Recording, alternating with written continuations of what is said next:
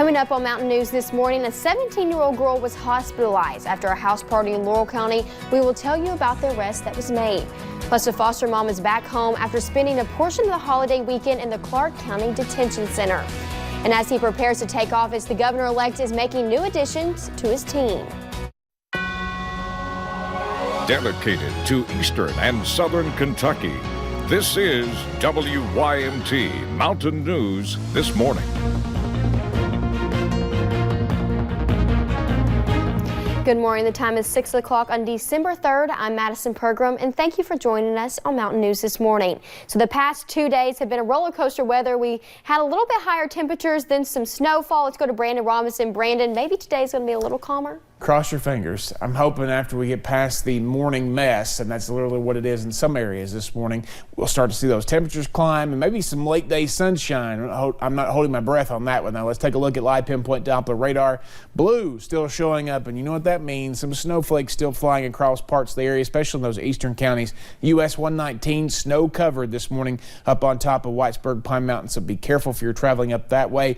Outside WYMT, all quiet. We didn't get much snow here, or any snow really, here in the lower elevations, but had some accumulating snow starting to fall at my house in Letcher County when I was leaving. Just a light coating, but again, some snow possible as we head through the morning hours. Temperatures below freezing pretty much everywhere now, or close to it there, except for Hazard, Moorhead, Ashland, now Prestonsburg up a degree to 33. A little extra on your coffee meter this morning to get you going, and make sure that you drive carefully this morning, especially if you're traveling across bridges and overpasses and in the higher elevations. 40 for a daytime high. Flurries possible this morning, giving way to cloudy skies a little bit later on. I'll talk about the rest of the forecast here in just a little bit. Madison?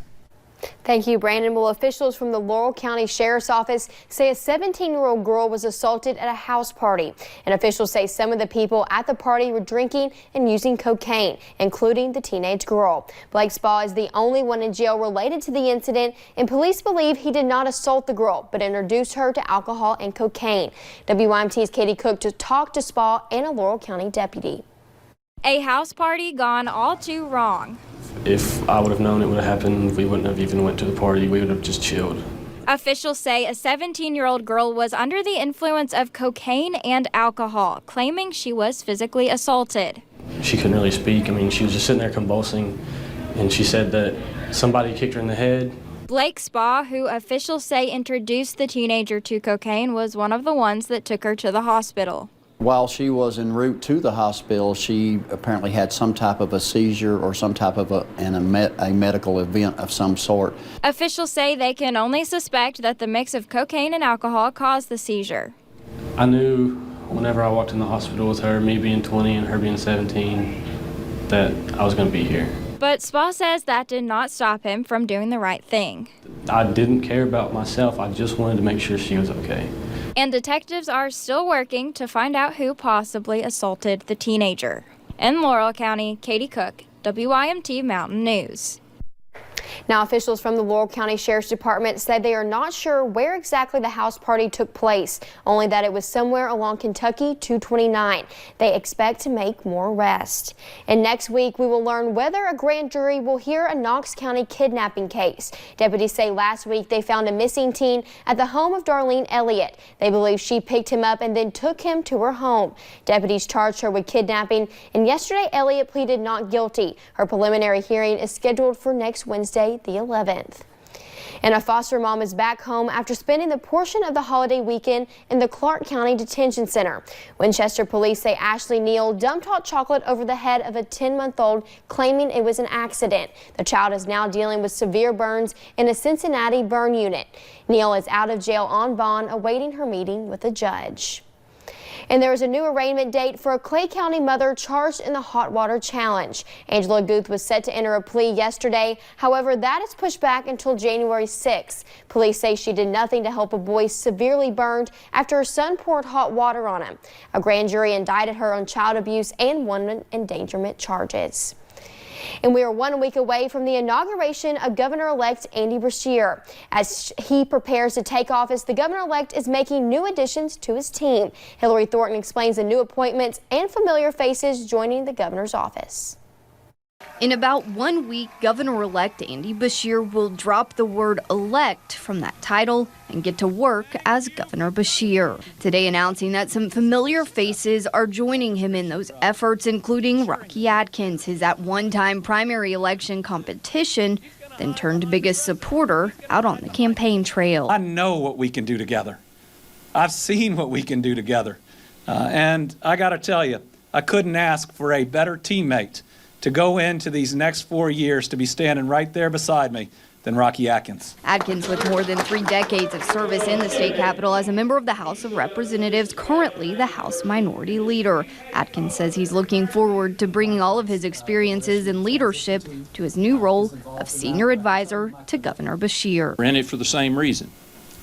We're in it because we have compassion, we have a big heart, and we want to see Kentucky be all it can be. And this new role for Adkins does mean that there are a couple of things off the table for him, including a run for United States Senate and the position that he has held for many years in the state house. It was not an easy decision for me. I love the Kentucky General Assembly. Also joining this new administration is Jim Gray. As mayor of Lexington, he was known for getting things done. Gray set to utilize his experience in local government and in running a construction company as the new leader of the transportation cabinet. Meanwhile, Lieutenant Governor-elect Jacqueline Coleman will wear multiple hats. Coleman, an educator herself, will also serve as Secretary of Education and Workforce Development. Now at the state capitol, Hillary Thornton, WKYT. Here's some other appointments made yesterday. The governor-elect announcing Colonel Hadeen Lamberton will lead the Kentucky's National Guard as Adjutant General. And Colonel Lamberton has a combined 35 years of military experience serving in the Army and the National Guard. And former Lexington Fire Chief and retired Army Lieutenant Colonel Keith Jackson is appointed as the Commissioner of Veterans Affairs. Jackson said he hopes to bring new ideas to ensure veterans get the benefits and assistance they need. And for the first time in nearly a decade, the Supreme Court heard arguments in a gun rights case, an issue in a New York City handgun regulation that put tight limits on a licensed gun owner's ability to transport firearms outside the home. As CBS's Skylar Henry reports from Washington, the case has reignited a larger debate about gun rights. What do we want? When do we want them? Supporters of gun control rallied on the steps of the Supreme Court as justices weighed arguments in a guns rights case for the first time in nearly 10 years. We are fighting because Trayvon Martin can't. We are fighting because Tate Jackson can't. We are fighting because Tamir Rice can't. The case concerns a New York City regulation that blocked licensed individuals from taking handguns outside of the city limits. 3 gun owners who challenged the city rule and the NRA's New York affiliate argued the restriction violated the right to bear arms. This is part and parcel of the kind of regulations that have no basis in text, history, or tradition and should not be upheld. It's unclear whether the Supreme Court justices will reach a judgment in this case because New York City has already dropped the restrictions. The case is moot. It is a case that should not have gone forward to this point. City officials urged the court to throw out the case before Monday's arguments, concerned the High Court's conservative majority could use it to broaden gun rights. The Second Amendment is not supreme. It's just one of the many rights and privileges laid out in the Constitution. While the liberal justices indicated they supported a dismissal, conservative justices Samuel Alito and Neil Gorsuch seemed ready to decide the case. Skylar Henry, CBS News, the Supreme Court. The court's decision is expected by June. And a terrifying scene yesterday at a Wisconsin high school. A student was shot by a school resource officer inside a classroom. It happened in Waukesha, a suburb of Milwaukee. The police chief says the student warned the officer another student had a gun. When the officer confronted the student, the chief says he refused to put the weapon down and threatened the officer. That's when he was shot. The student is stable at a hospital and no officers or other students were injured. And a top U.S. diplomat made a stop in the Cardinal Country Monday morning. Secretary of State Mike Pompeo was joined by Senate Majority Leader Mitch McConnell at the University of Louisville. Pompeo touched on his Kentucky connections, including the time he spent stationed at Fort Knox. He also discussed recent pro-democracy protests like the ones we're seeing now in Hong Kong. Yesterday's visit was part of the McConnell Center's Distinguished Speaker Series.